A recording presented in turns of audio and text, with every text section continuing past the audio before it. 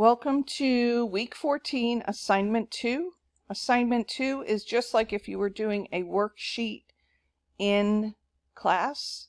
You will get 2 tries at this. It kind of looks like a quiz, but you will get 2 tries and it will tell you the correct answers afterwards. It is just a way for you to practice the icons and the functions of Word.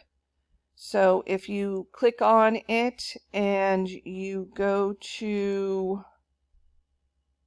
let's see, it shows you have 2 attempts. It should keep the highest score.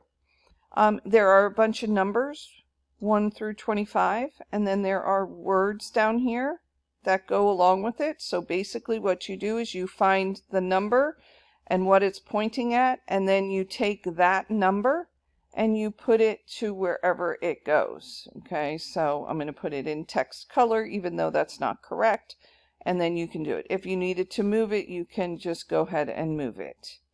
The one thing I wanted to let you know, there is no number 18. If you look down here, it goes from 17 to 19. It's because when I put it up here, I did not put number 18 in there, which, by the way, number 18 is for spacing.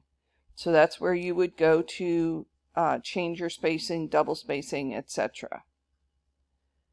If you once you're done, you can review and submit it, and like I said, you can take it twice. If you have any questions, please let me know, and if not, I will see you guys soon.